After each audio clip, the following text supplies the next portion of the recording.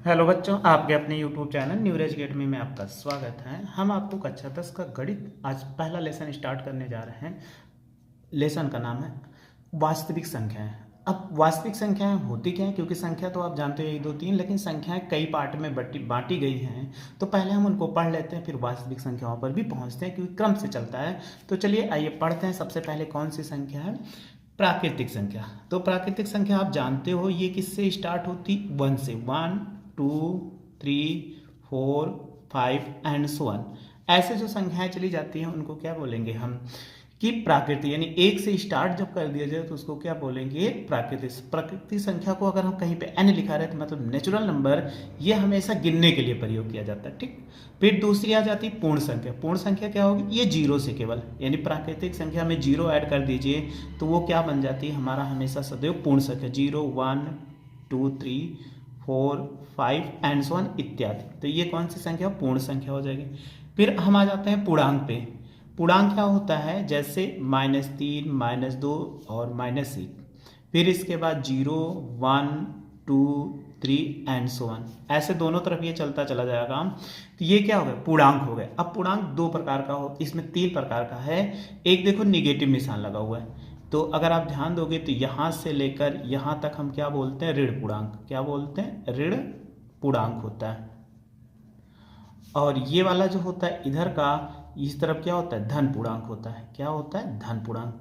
यानी जो प्लस लगा होता है तो उसको धन पूर्णांक बोलते हैं, अगर माइनस चिन्ह लगा है तो उसको हम क्या बोलते हैं? ऋण पूर्णांक। ये क्या, इसको हम बोलते हैं उदासीन पूर्णांक। उदासीन, क्योंकि इस पे कोई निशान नहीं होता है। ये 0 ना तो धनात्मक होता है ना तो ऋणात्मक होता है, इसलिए इसको क्या बोलते हैं? उदासीन पूर्णांक हो गया। तो आपको समझ में आ गए, यानी ऋण वाली और धन वाली दोनों संख्याएं जब मिलती हैं, जब ऋण वाली संख्याएं मिल जाएंगी तो उनको हम पूर्णांक बोलेंगे। तो पूर्णांक में -3 -2 एंड सो ऑन, इधर से भी डैश है और ये भी। तो 1 2 3 ये सारे क्या हो गए? पूर्णांक हो गए। अब इसके बाद नंबर जो आता है वो परमीय संख्या है। तो परमीय संख्याओं की परिभाषा क्या होती है? परिभाषा ऐसे लिख दे रहे हैं हम, ठीक है, हेडिंग। तो परमीय संख्या है यानी किसी भी पूर्णांक को, अगर हम कोई भी आपको पूर्णांक मिल जाए तो किसी भी पूर्णांक को P/Q के रूप में लिख दें। यानी ऐसे इसमें लिख सकते हैं, किसी भी संख्या को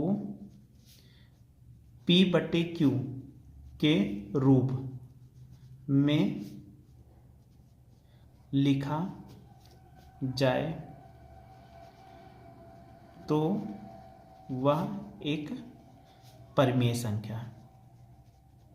परमीय संख्या है। जहां एक याद रखना, जहां Q नॉट इक्वल टू 0, मतलब हर 0 नहीं, इसका मतलब है Q का मान शून्य नहीं होगा। शून्य नहीं होगा, अर्थात हर 0 ना हो। देखो यहाँ बटे Q है, तो Q मतलब बटे में है, तो हर कभी 0 नहीं होना चाहिए, इसलिए ये क्या होगा? हमेशा परमीय। एग्जाम्पल के रूप में हम दे देते हैं, जैसे 0/1 ये हो जाएगा, ठीक, पूर्णांक है। 1/2 ये भी हो जाएगा परमीय संख्या। 3/2 -3/-2 ये भी होगा। -5/6 ये सारे क्या हैं? हमारे परमीय संख्या। अब इसके बाद आती है अपरमीय संख्या, कि अपरमीय संख्याओं को हम कैसे लिख सकते हैं? तो देखो अपरमीय संख्या, अब इसमें से सारी संख्याएं ऐड होगी। देखो ये प्राकृतिक संख्या ऐड हुई, इसके बाद पूर्णांक ऐड हुआ और इसके पूर्ण संख्या सारी ऐड हो गई।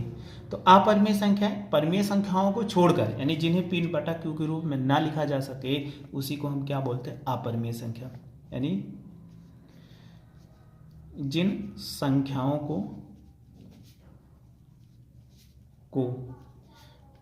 P/Q के रूप में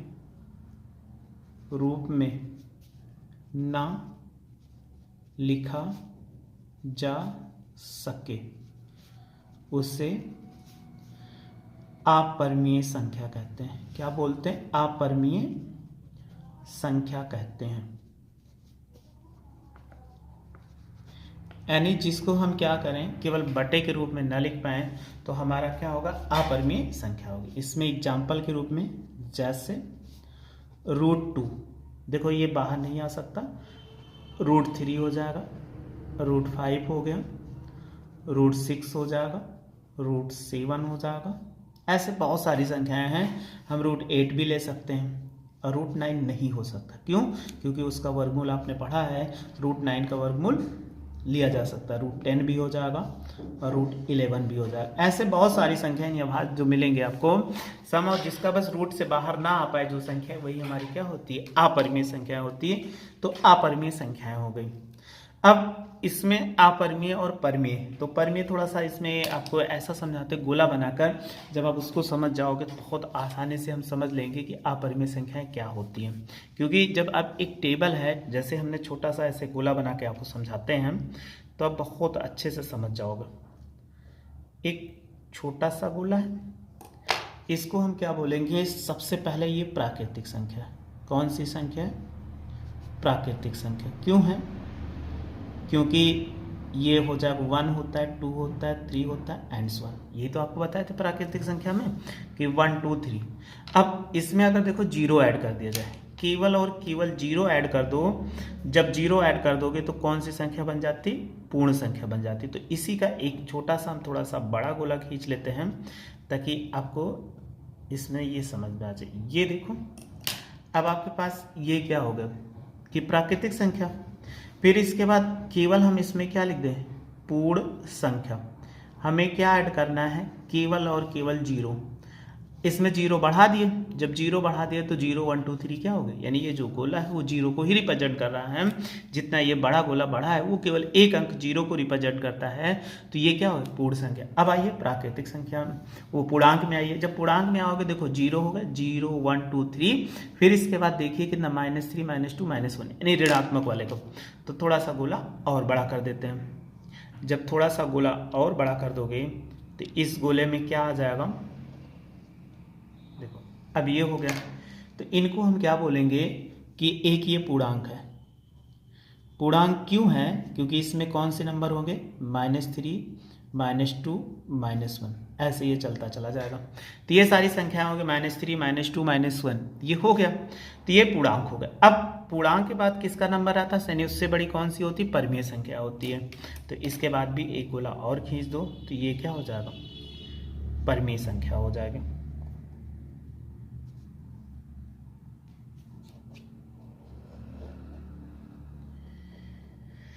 इसमें अब आपने देखा ये कौन सी बन गई? परिमेय संख्या। इसको हम क्या बोलेंगे?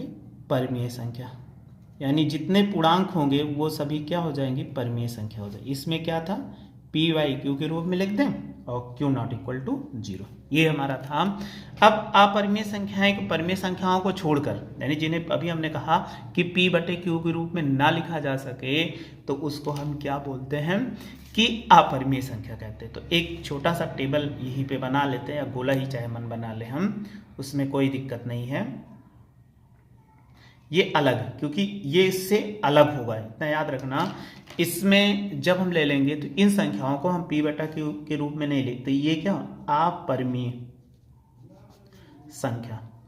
अपरिमेय संख्या में भी हमने बताया जैसे √2 √3 और √5 एंड सो ऑन, बहुत सारी संख्याएं ऐसे आती चली जाएगी। अब आता है परिमेय संख्या, वो वास्तविक संख्या है। तो वास्तविक संख्याएं कैसे बनेगी?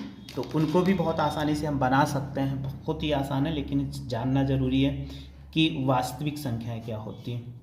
तो वास्तविक संख्याएं, तो ये संख्याएं क्या होती हैं? परिमेय और अपरिमेय संख्याओं को मिलाने से वास्तविक संख्याएं बनती हैं।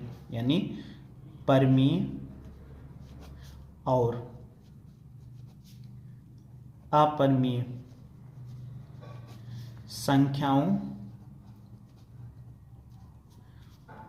को मिलाने से वास्तविक संख्या बनती है। मतलब क्या करिए कि जो ये हो गया आपका, देखिए ध्यान से, ये कौन सी संख्या हमारे पास जो दिख रही है? परिमेय और अपरिमेय। ये परिमेय पूरी संख्या है और ये अपरिमेय। इन दोनों को क्या कर दिए? जोड़ दीजिए। जब आप जोड़ दोगे तो हमारे पास क्या बन जाएगा? हम जोड़ के ऐसे टेबल बना देते हैं, यानी ये पूरा एक हो जाएगा। जैसे ये हो गया,